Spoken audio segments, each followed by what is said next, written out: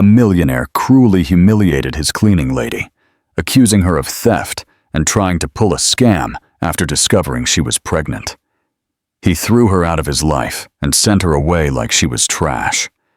5 years later, at a gala event, he was surprised to see the same woman walk onto the stage to receive an important award. But she wasn't alone. Beside her were 4 children with features identical to his. When the entire auditorium discovered the truth, the story took an unexpected turn that will surprise you.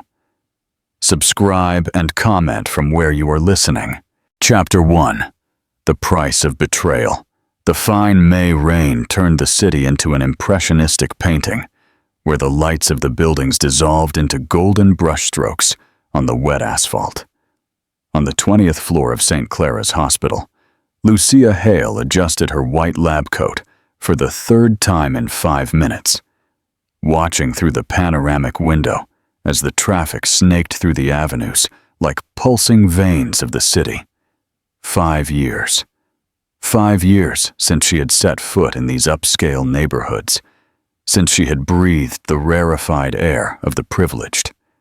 Now, at 30, she was no longer the young cleaning lady in a worn-out uniform and timid dreams. She was a doctor. Dr. Lucia Hale, a pediatrician specializing in neonatology, with a full residency at the hospital and a resume that made even the most experienced colleagues respect her. But her heart was still beating fast. "Mom, are you nervous?" The crystalline voice of Livia brought her back to the present. The 4-year-old girl, blonde like her, held the hem of her lab coat with her small fingers, her blue eyes watching her with that unnerving perception that only children possess. "A little bit, my love." Lucia crouched down to her daughter's level, smoothing her golden curls. "Mommy is going to receive an award today. It's important." "Are you going to be famous?" asked Caleb, appearing next to his sister. The boy had unruly brown hair and dark eyes that, at times, made Lucia's heart give a painful lurch. The resemblance was undeniable. "Not famous, my love. Just recognized for my work."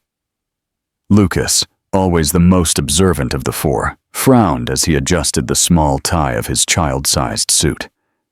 "It's because of the Mother's Project, right, Mom? The one you keep explaining on the phone?" Lucia smiled, touched by the attention her children paid to her work. The Mothers of the Future project had been born from her own experience, a medical and psychological assistance program for single mothers in vulnerable situations, offering everything from free prenatal care to daycare during work shifts. In 2 years, it had already served more than 500 families. "Exactly. And you are my biggest inspiration for all of this." Laura, the most sensitive and quiet of the quadruplets, slowly approached and kissed her mother's cheek. "We'll cheer for you downstairs, Mom. Aunt Carmen said she's going to record everything on her phone."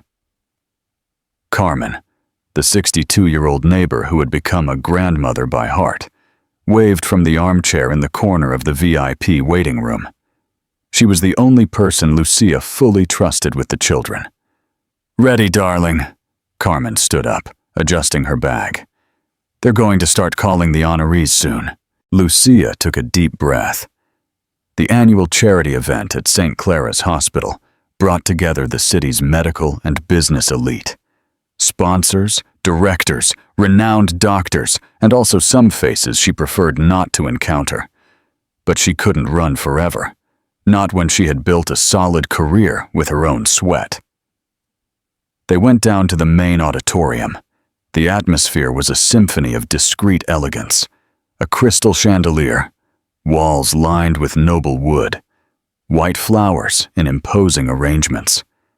The murmur of conversations mixed with the soft sound of a piano.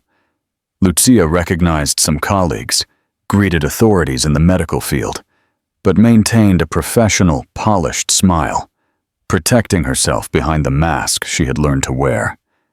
The children settled in the second row, next to Carmen. Lucia was directed to the honorees area, near the stage. Her heart beat erratically, not only because of the ceremony, but because of the strange feeling of being watched. And she was. 3 rows away, Robert Foster had stopped breathing.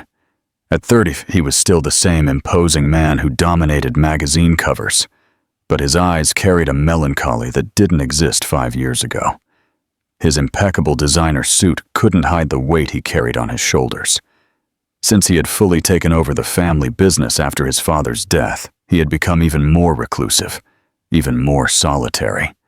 But nothing of that mattered now. It was her, Lucia Hale, the woman he had never been able to forget, who visited his dreams every night, who was the measure for all others, and that's why they all seemed empty. She was different, not just because of the years that had passed, but because of a new energy. There was a confidence in her posture, a silent authority in the way she greeted people. Her blonde hair fell in soft waves over her shoulders, framing a face that had matured, but remained as beautiful as in his memory. And then it happened. The hospital director took the stage to begin the awards. Robert, as one of the biggest sponsors, should have been paying attention, but his eyes were fixed on her, until he heard. And now we invite to receive the Innovation in Social Medicine Award, Dr. Lucia Hale, for the creation and implementation of the Mothers of the Future project. The world stopped. Lucia got up gracefully, adjusting her lab coat, and walked toward the stage. Each step was a lesson in dignity, each movement a silent declaration that she had won. Robert felt a mix of pride and despair pierce his chest like a blade. When she reached the microphone, her voice was clear and firm. I received this award not only as a doctor, but as a woman and a mother. The Mothers of the Future project was born from the understanding that motherhood in a vulnerable situation should not be a sentence of poverty or abandonment, but an opportunity to build a better future. Every mother served by our program represents an entire family that will have access to dignity, health, and hope. Robert swallowed hard. The woman on stage was the same one he had loved, but she was also someone completely new, a warrior who had turned pain into purpose. I dedicate this award to my greatest inspirations, Lucia continued, her eyes searching the second row. To my 4 children, who taught me that love is the most powerful force in the universe. 4 children. Robert followed her gaze and felt the floor disappear under his feet. 2 boys and 2 girls, all approximately the same age, all with features he knew intimately. The unruly brown hair of one of the boys, the intense dark eyes, the shy smile of the youngest, the golden curls of the girls. It was not possible. It was. When Lucia came down from the stage, holding the trophy, the children ran towards her. The more talkative boy, Caleb, he could hear, yelled, "Mom, you were incredible!" "Everyone clapped," the older blonde girl said, showing Carmen's phone. "We're proud of you, Mom," the other boy, more reserved, whispered. And the youngest, the one with the golden curls, simply clung to Lucia's leg, hiding her face in the lab coat. Robert was standing, without realizing it. The people around him were congratulating each other, talking, laughing. But he remained motionless, watching the scene from a distance. His chest burned as if he had swallowed fire. 5 years ago. The math was cruel and precise. Lucia must have felt the weight of his gaze because she turned in his direction. For a moment that felt like an eternity. They stared at each other across the auditorium. Robert saw her face harden, her shoulders tighten. She said something to the children, took the hand of the youngest girl, and started to walk toward the exit. He couldn't let her leave again. Robert moved through the people, apologizing, trying to reach her. But when he got to the main hall, she was already in the elevator, surrounded by the 4 children and the elderly woman. Their eyes met one last time before the doors closed. What he saw in her eyes was not indoors, not anger. It was fear and maybe sadness. Robert stood there in the middle of the luxurious hall while people passed him, chattering about the event. He needed air. He needed to think. He needed answers. Outside the hospital, he leaned against the cold wall and pulled out his phone. He called his lawyer. "Marcos, I need you to find everything about a doctor, Dr. Lucia Hale. Address, workplace, academic history, everything. It's urgent. I need it by tomorrow morning." He hung up and remained there under the fine drizzle, watching the city lights. 5 years of regret. 5 years of fruitless searching. 5 years of believing she had disappeared forever. And now she was there. A doctor. A mother. Independent. And maybe, just maybe, the children were his. What do you think of this dramatic reunion? What will Robert do next? Chapter 2. The Secret. Meanwhile, in the simple but cozy apartment in Villa Maddalena, Lucia tried to maintain her normal routine. She helped the children take a bath, brushed each of their teeth, read the usual bedtime story, but her hands trembled slightly as she folded the towels. "Mom," Lucas said, appearing at the door of the room in his pajamas. "Who was that man who was looking at us at the hospital?" Lucia paused, the towel halfway to the drawer. "What man, honey?" "The one in the dark suit. He was looking at you in a strange way, and then he looked at us." The boy frowned. He seemed sad. "It must have just been a coincidence, my love. There were a lot of people at the event." Lucas watched her with that penetrating look he had inherited, along with his dark eyes. "Mom," his voice came out lower, almost a whisper, "do we have a dad?" The question hit Lucia like a punch to the stomach. She slowly turned to her son, trying to maintain a serene expression. "Why are you asking that now, Lucas?" "Because at school, everyone talks about their dad, and we never do. You just say we're your family and that's enough. But sometimes I wonder, does he exist? Where is he?" Lucia knelt down in front of her son, holding his small hands. "You do have a father, yes, but it's complicated, my love. Sometimes adults make mistakes. They get hurt, and they drift apart." "Does he know we exist?" The simple question carried a weight that almost brought her down. Lucia closed her eyes for a moment. "No, Lucas, he doesn't know." "Why?" "Because when you were babies in my belly, things happened that separated us, and I thought it was better to raise you alone." Lucas processed the information with the seriousness of a child who had matured too early. "But now that we're big, couldn't he know?" Lucia opened her mouth to answer, but she couldn't. How to explain to a 4-year-old that his father had thrown her out of the house, calling her a thief? How to say that she had built an entire life without him, precisely to protect her children from that rejection? It's too complicated to understand now, my love. But I promise that when you grow up a little more, I will explain everything. Lucas nodded, but she could see that the answer did not completely satisfy him. "Can I sleep with you tonight, Mom?" "Of course you can." Later, with Lucas sleeping beside her and the trophy gleaming on the nightstand, Lucia stared at the ceiling in the dark. The reunion had been inevitable. She had always known. The city was big, but the social and professional circles, especially in medicine, ended up crossing paths. She hadn't imagined it would be so difficult. Seeing Robert there, impeccable as always, had awakened a flood of emotions that she struggled to keep buried. She was no longer the same 25-year-old who had fallen madly in love with her boss. She was a woman who had cried alone during childbirth, who had spent nights awake with 4 crying babies while studying for college exams, who had built a brilliant career carrying her children on her hip.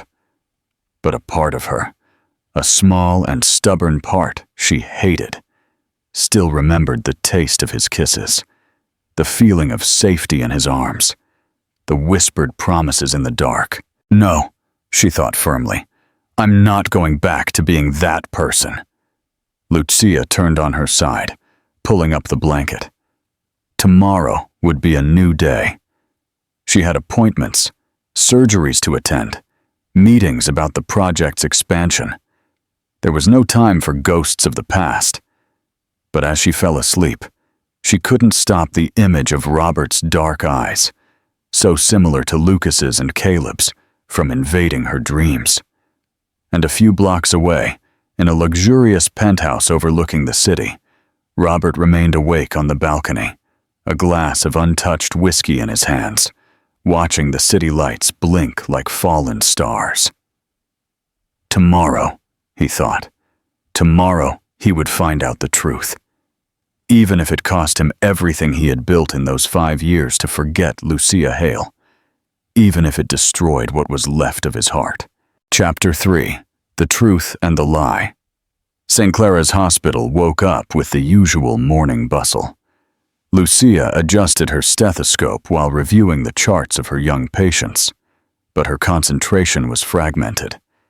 3 weeks had passed since the event, and the feeling of being watched had not left her. Flowers arrived daily at the reception desk, always accompanied by the same card. With respect and admiration, RF. She donated them to other hospital departments without even reading the notes that came with them. Dr. Lucia, the secretary's voice sounded hesitant at the door of the office. There's someone who wants to talk to you. He says it's personal. Lucia looked up from her papers, a cold shiver running down her spine. Who is it? Robert Foster. He's been in the reception for 20 minutes. No. Lucia closed her eyes, taking a deep breath. She had imagined this moment would come, but she was not prepared. Not there, in her territory, in the place where she had built her reputation and credibility. Dr. Lucia, the secretary spoke again, more quietly. He's accompanied by a boy. He seems to have brought him for a consultation. Lucia's blood ran cold. She got up quickly and went to the window overlooking the reception area. There he was, elegant even in casual clothes, conversing quietly with a boy of about 8, who was holding his stomach with an expression of pain. It wasn't a setup. The child was really sick. You can send them in, she sighed, resigned. Minutes later, Robert entered the office holding the boy's hand.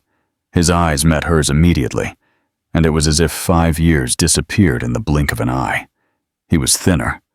Some lines of expression marked his face, but the magnetism was the same. Thank you for seeing me, he said. His voice was hoarser than in her memory. This is Guilherme, the son of one of my employees. He's had abdominal pain for 2 days. Lucia approached the boy, kneeling to be at his height. Hi, Guilherme. I'm Dr. Hale. Can you tell me where it hurts? The boy pointed to the right side of his abdomen, and she immediately recognized the classic signs of appendicitis. While examining the child, she felt Robert's gaze burning her back. You need to take Guilherme to the emergency room immediately, she said, turning to Robert. It's acute appendicitis. He's going to need surgery. The genuine concern on Robert's face surprised her.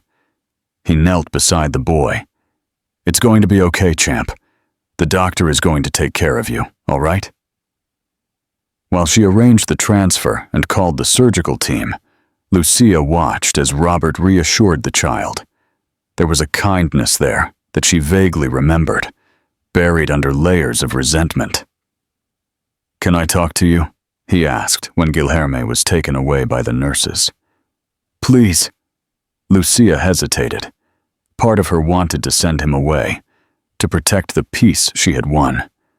But another part, a part that annoyed her deeply, wanted to hear what he had to say. 5 minutes. They sat on the couches in the office, a safe distance between them. Robert moved his hands, clearly nervous. I know I have no right to be here, he began. "I know I hurt you in a way that may be unforgivable, but I need you to know I never stopped looking for you." "Why would you do that?" Lucia's voice came out colder than she intended. "Why? Because I realized my mistake. Because I found out the truth about Irene 2 years after you left."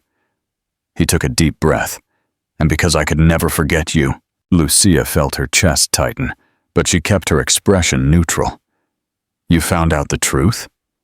"One of the security cameras that I didn't know existed caught Irene planting the jewelry in your closet."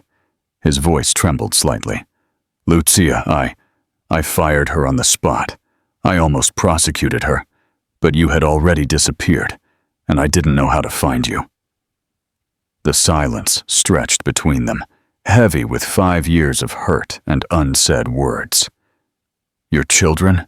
he said finally. They are mine." "Stop!"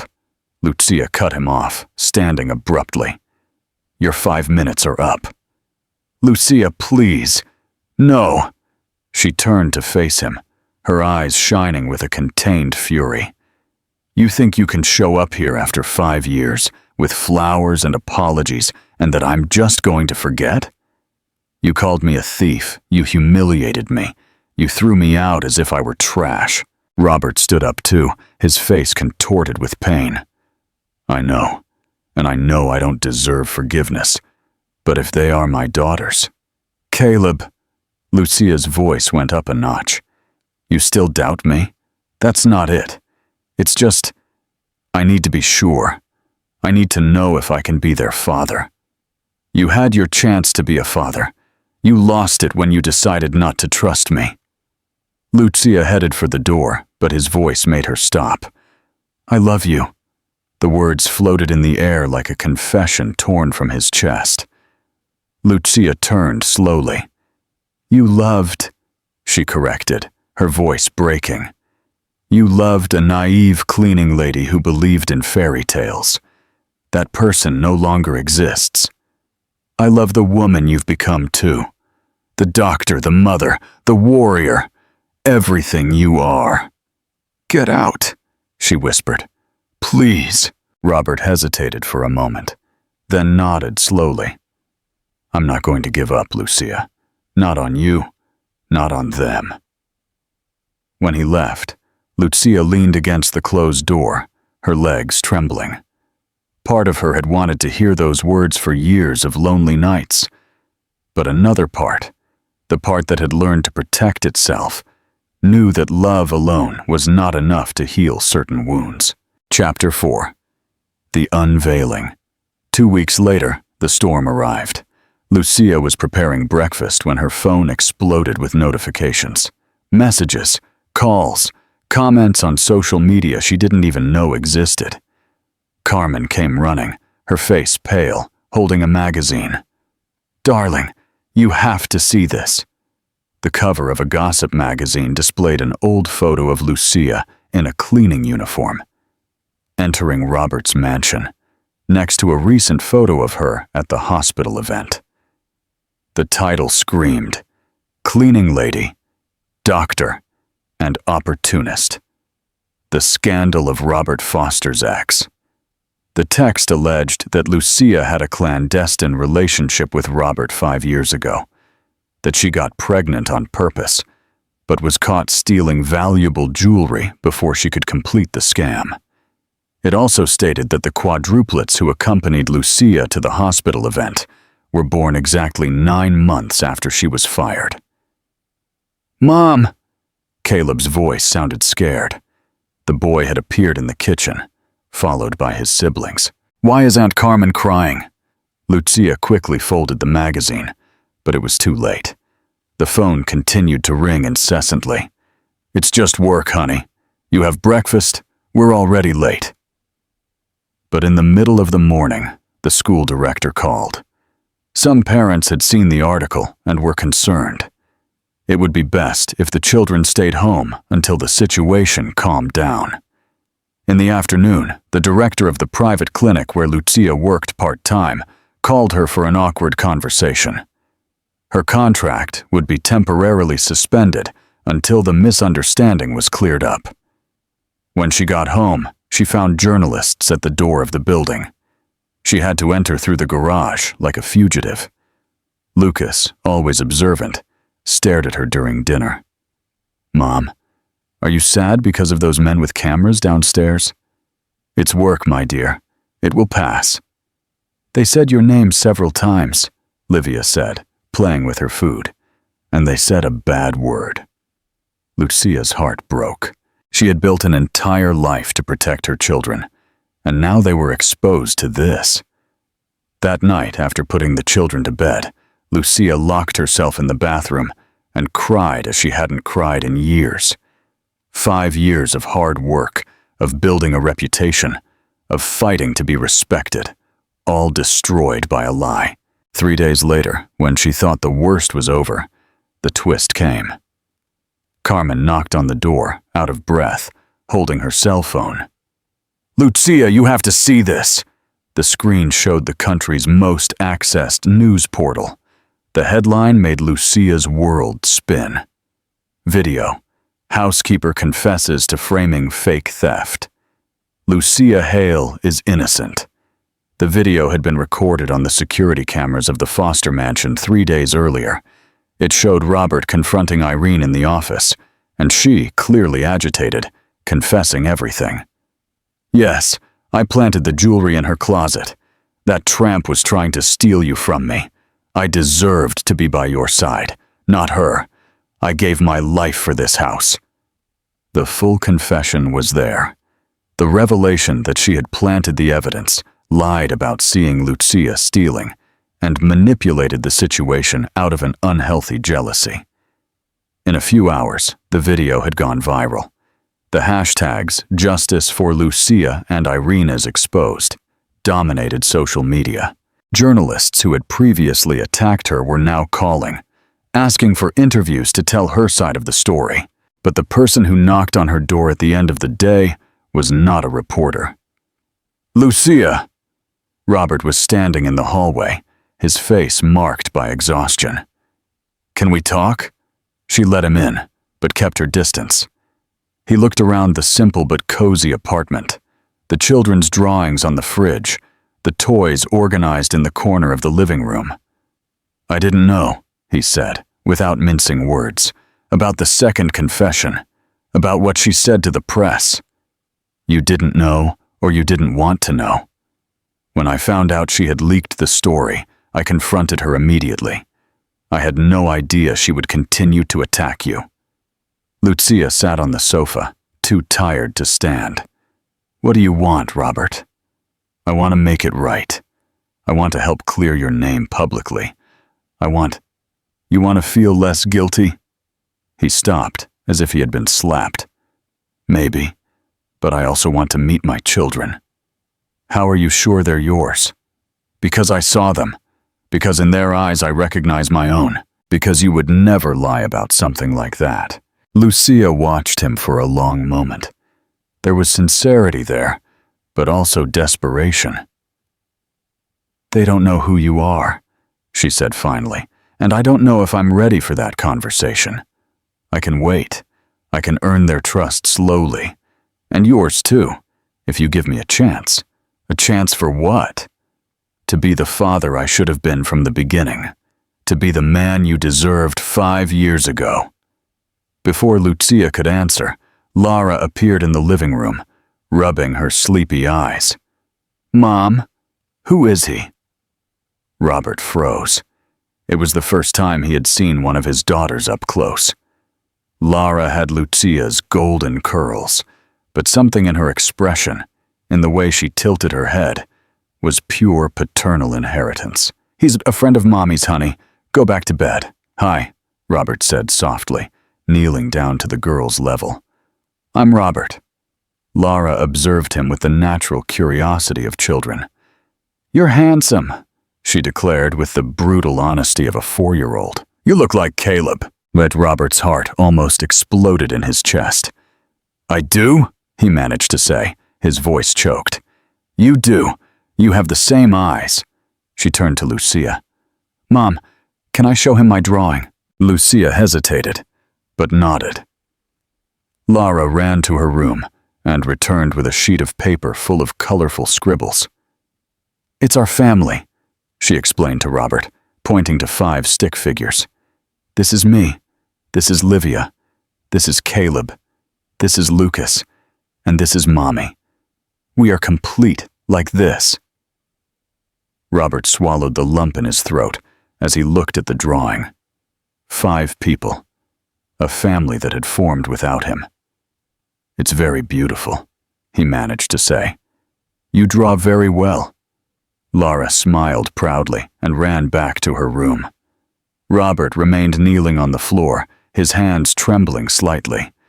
She's perfect, he whispered. All of them are perfect. They are, Lucia agreed, her voice softer than she intended. And they deserve stability. No more scandals. No more pain. I know, he stood up slowly. But they also deserve to know their father. Lucia closed her eyes. She knew this moment would come, but she was not prepared for the complexity of the feelings that invaded her. Seeing Robert with Lara had awakened something she had fought to keep buried. I need time, she said finally.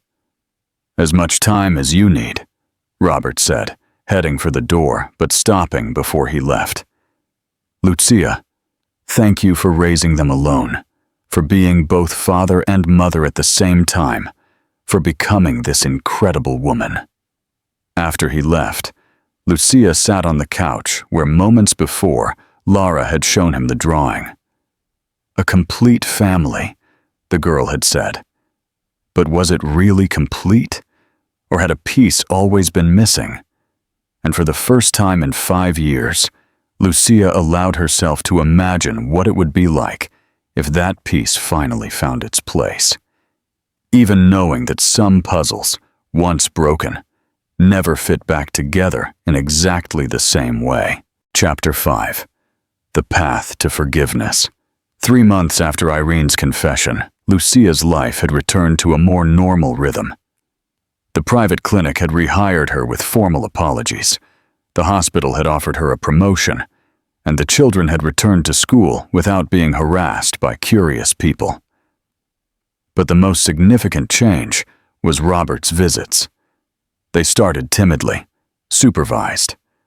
An afternoon in the park on Saturdays, always with Lucia present.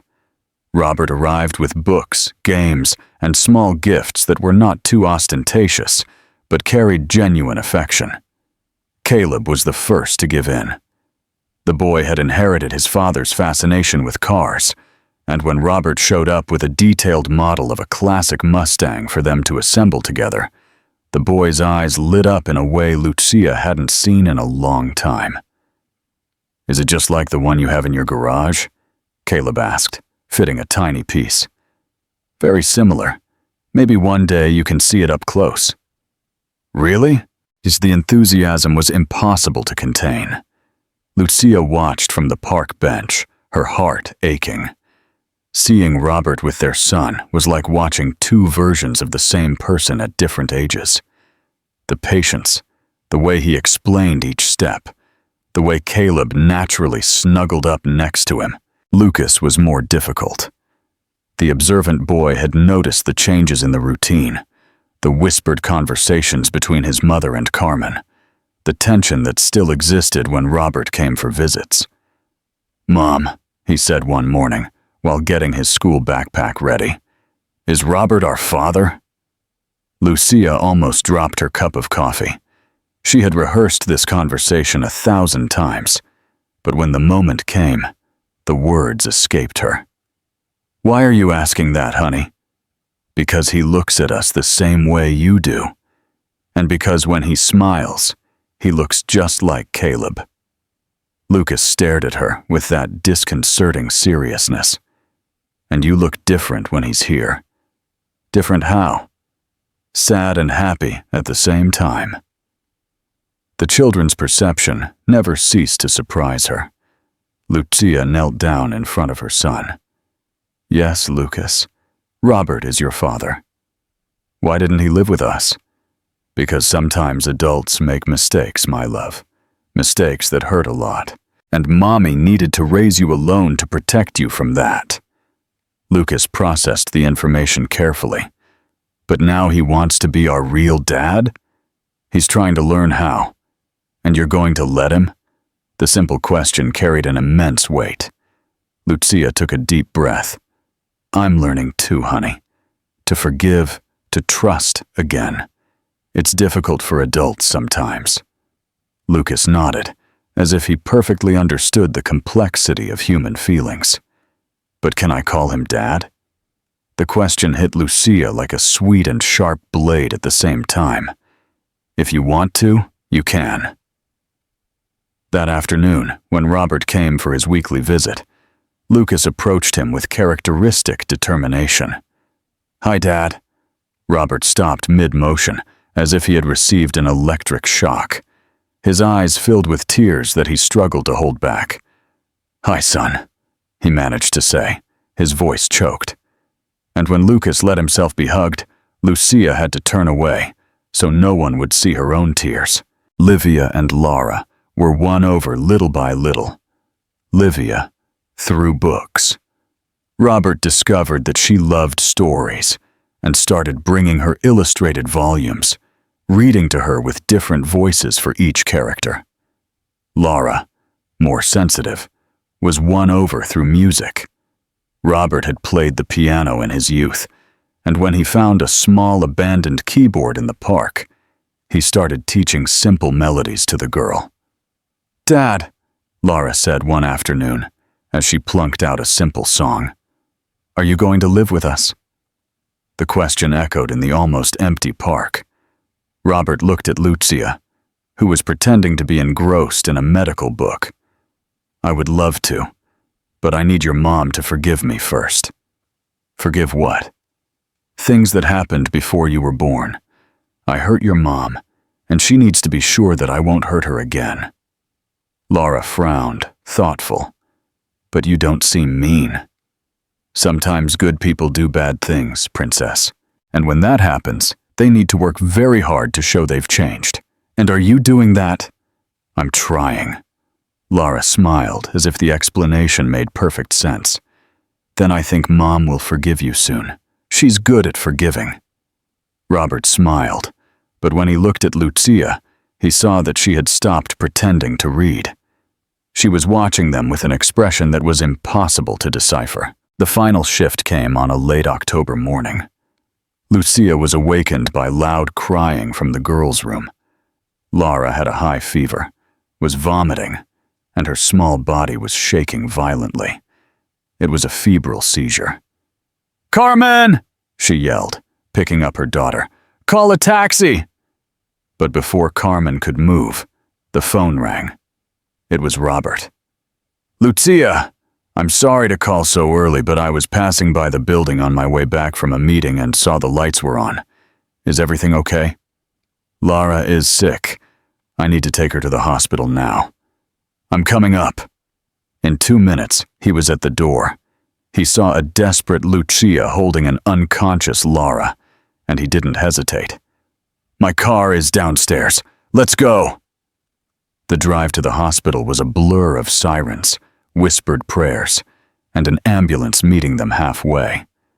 Lucia held her daughter in the back seat, checking her vitals, while Robert drove with surgical precision through the empty streets.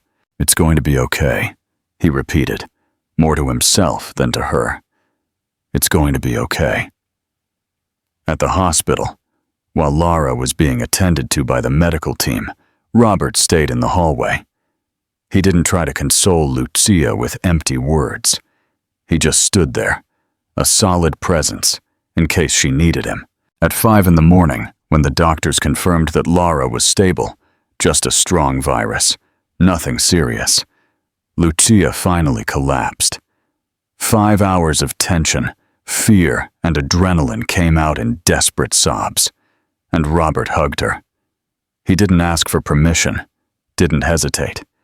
He just wrapped his arms around her and let her cry on his chest, as she had done so many times 5 years ago. I almost lost her, Lucia sobbed. If it had been something more serious. But it wasn't. She's fine. She's strong. Just like her mother. I'm so afraid, Robert, of not being enough, of failing them.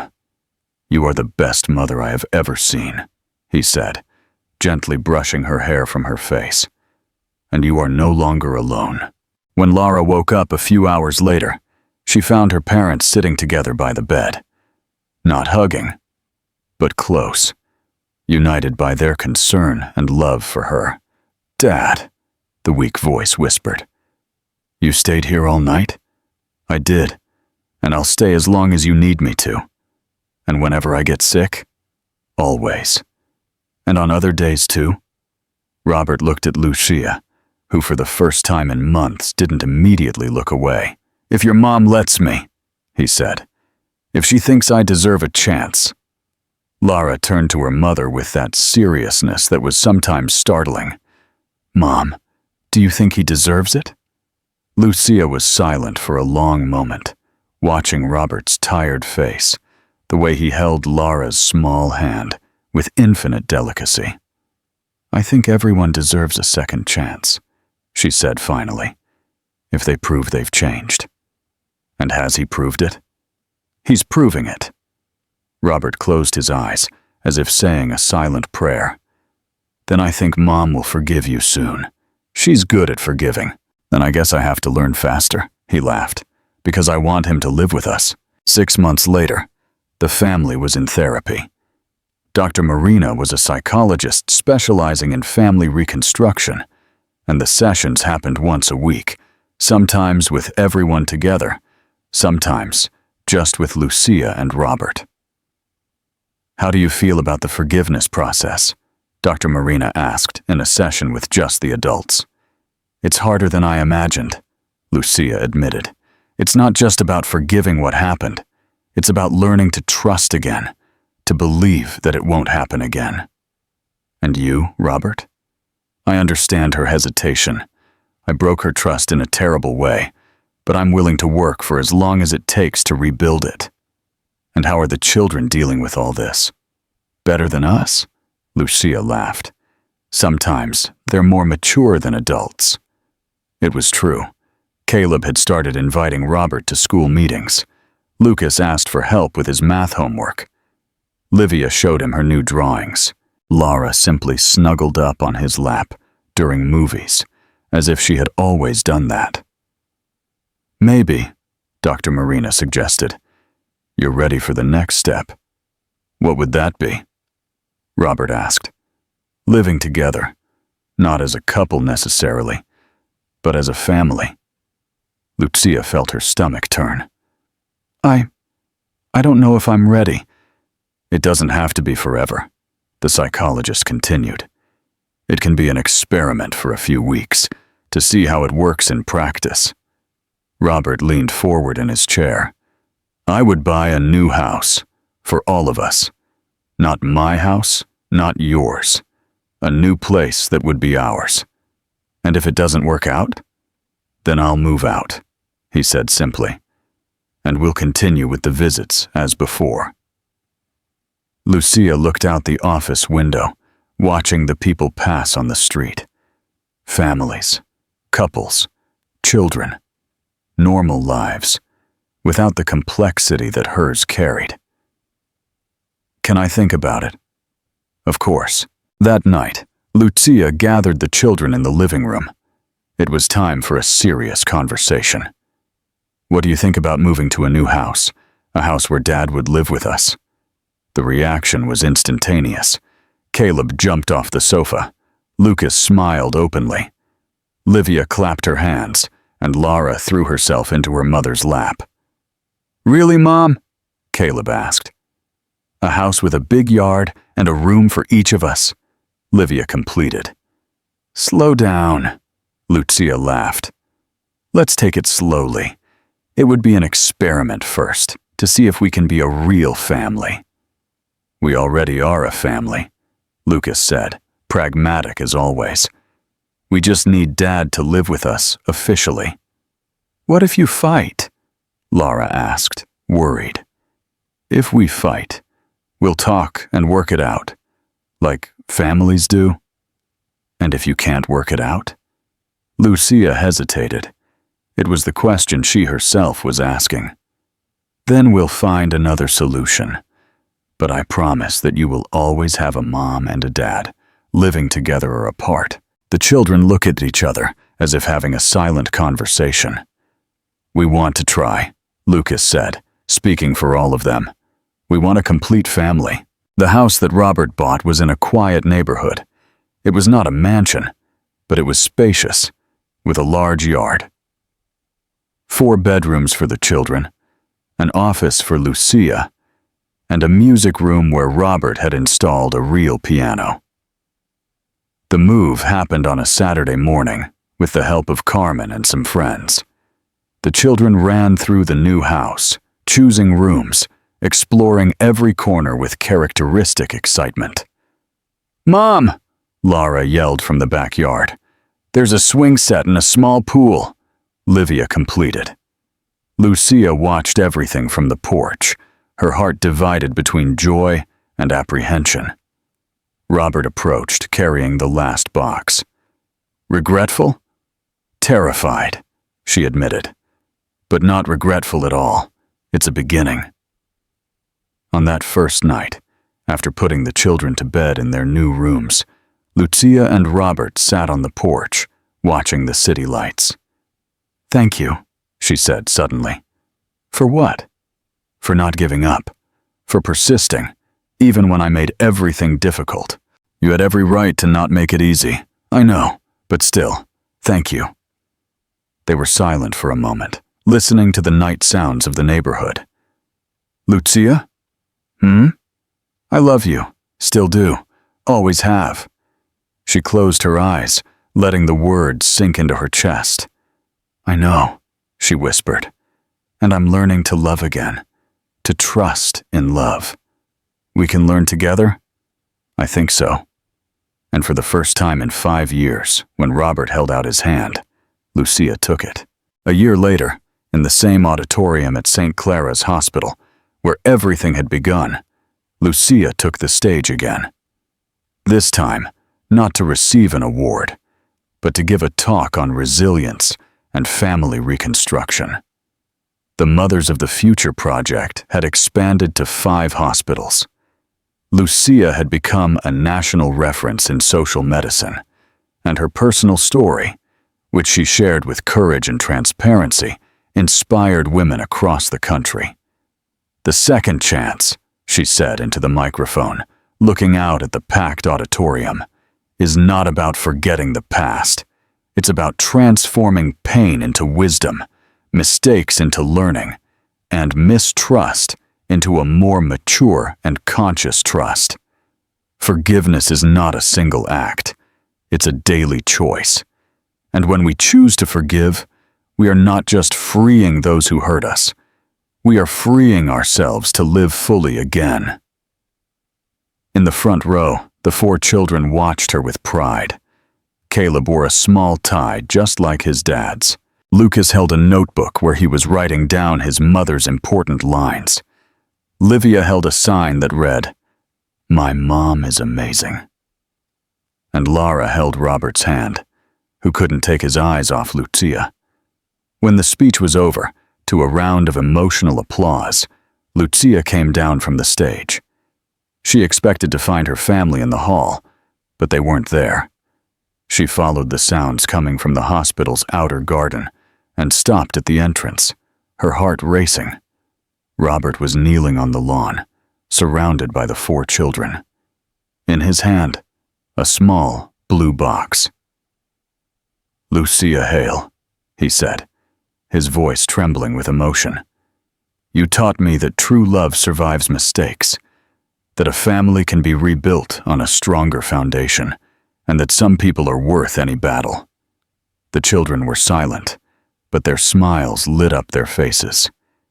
"Do you want to marry us?" Caleb asked, breaking the protocol.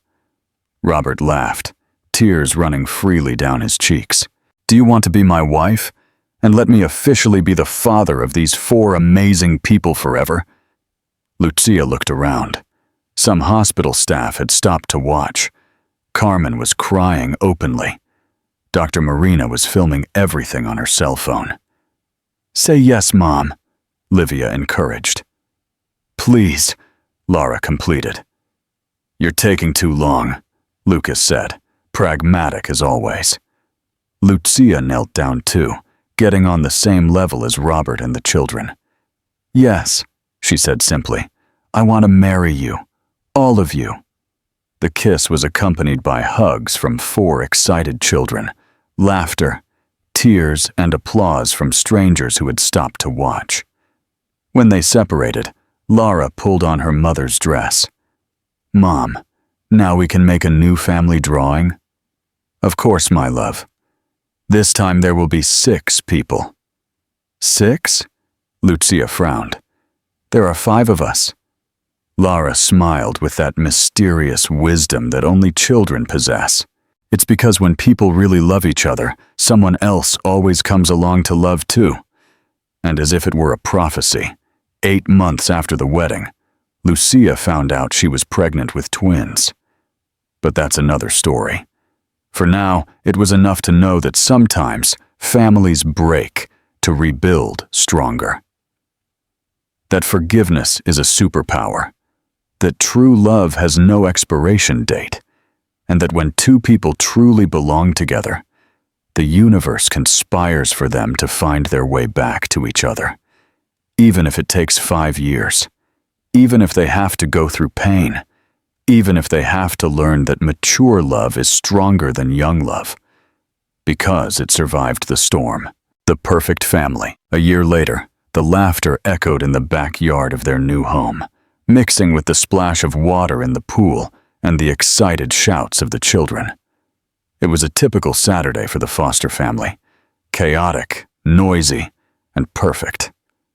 Lucia watched from the porch, gently rocking Peter in her arms, while his twin sister, Helena, slept in the stroller beside him. At 1 year and 3 months, the babies were the joy of the house. Peter had his father's intense dark eyes, and Helena's golden curls were starting to appear, a maternal inheritance. "Mom!" Caleb yelled from the pool, now 7 years old, and even more like Robert. "Dad said he's going to teach us how to change the oil in the car after lunch." "Only if you finish your homework first," she replied, smiling. Lucas emerged from the water, always the most responsible. "I already finished mine, and I helped Livia with math." And Livia, who had discovered a passion for books that rivaled her love for drawing, waved from the lounge chair where she was reading a graphic novel. "I finished too, and I drew a new family picture for the teacher." "How many people this time?" Lucia asked, remembering Lara's prophecy. 8, the girl replied, proud, counting Grandma Carmen and Grandpa Miguel. Miguel, Robert's father, had reappeared in his son's life after the birth of the twins. The 65-year-old man, who had withdrawn after his wife's death, found a new purpose in the noisy, numerous family. He visited every week, always with gifts and stories to tell. Lara, the 6-year-old philosopher, was sitting on the edge of the pool, swinging her feet in the water, observing everything with that characteristic, thoughtful look. "What are you thinking about, Princess?" Robert asked, coming out of the kitchen with a tray of lemonade. "I was remembering when we weren't a complete family," she said, serious. "It seems like a long time ago." "It does," he agreed, sitting beside her. "Do you remember what it was like before?" "A little. I remember Mom was sad sometimes when she thought we weren't looking. And I remember you weren't there." Robert swallowed the lump in his throat. Even after 2 years of marriage, there were still moments when the reality of almost losing all of this hit him like a punch. "And how do you feel now?" Lara smiled with that illuminated way that melted hearts. "Complete, as if all the pieces of the puzzle are in the right place." On the other side of the yard, Carmen appeared carrying a shopping bag. "Grandma's here!" the children shouted in unison, running to greet her. Carmen, now officially a grandmother of 6, had moved to a smaller house in the same neighborhood. At 6, she was more active than ever, helping with the babies and spoiling the older ones with the experience of someone who had raised Lucia almost alone. "I brought ingredients for the chocolate cake you asked for," she announced, immediately surrounded by the children. "And I'm going to help make it," Livia said, always eager to learn new things. "Me too," Caleb insisted. "You're just going to make a mess of my kitchen," Carmen laughed. "But come on, let's make the biggest mess this house has ever seen." As the children ran inside with Carmen, Lucia and Robert were left alone on the porch with the babies. Peter had fallen asleep in his mother's lap, and Helena was slowly waking up, making those adorable noises that babies make. "Can you believe it?" Robert asked, sitting next to his wife. "Believe what?" "All of this, our life. 2 years ago, I thought I had lost you forever." Lucia snuggled into her husband's shoulder, breathing in the familiar scent that now comforted her instead of bringing back painful memories. "Sometimes it feels like a dream," she admitted, "especially when I look at them and see how happy they are. And you? Are you happy?" The question came in a whisper, as if he still feared the answer. "Happier than I ever thought possible," she answered sincerely. "Not a naive happiness like before, a conscious happiness, built day by day, with work, with a lot of work. Remember our first fight after we got married? About the dishes," he laughed. "You said I was trying to buy your forgiveness by washing all the dishes, and you said I was nitpicking because I couldn't accept that you had really changed. And we were both right. That's why it worked, because we stopped trying to be right and started trying to be together." Helena started to fuss, and Robert reached out to pick her up. "Come here, princess. Daddy's here." Watching her husband with their daughter in his arms, Lucia had one of those moments of deep gratitude that sometimes surprised her. Life had taught her that mature love was different from young love. Less fiery, perhaps, but much more solid. Built on honesty, genuine forgiveness, and the daily choice to be dedicated to one another. "Bert, thank you." "For what this time? For fighting for us. For not giving up when I made everything difficult. For becoming the man I needed you to be." He leaned in to kiss her, a soft kiss that carried years of history, forgiveness, and fulfilled promises. "And thank you," he whispered against her lips, "for giving me a second chance, for raising these amazing people alone, for becoming this extraordinary woman." "Mom, Dad," Lucas's voice interrupted them. "Grandma Carmen says you have to come see something." They went into the house to find an organized chaos in the kitchen. Carmen was coordinating Operation Cake like an experienced chef. While Caleb mixed ingredients with scientific concentration, Livia decorated cupcakes with artistic precision, and Lara licked the batter spoon with the seriousness of someone performing a task. "Look what we made," Livia said, showing them a cupcake decorated with blue and yellow frosting. "They're our family colors." "Family colors?" Lucia asked, intrigued. "Yeah," Caleb explained. "Blue for Dad's, Lucas's, and my eyes.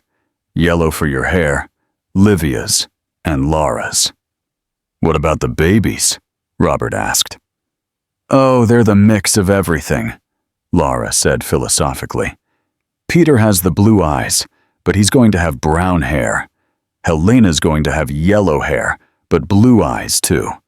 They're proof that we're a real family." Lucas completed, all different but alike in what matters. Carmen wiped her hands on her apron, her eyes shining with emotion. "You know what makes me happiest in all of this?" she said. "Seeing that you two didn't just find each other again, you became better people together." "What do you mean, Grandma?" Livia asked. "Your mom has always been strong, but now she's learned to accept help. And your dad has always been determined, but now he's learned to be patient. Together, they are more complete.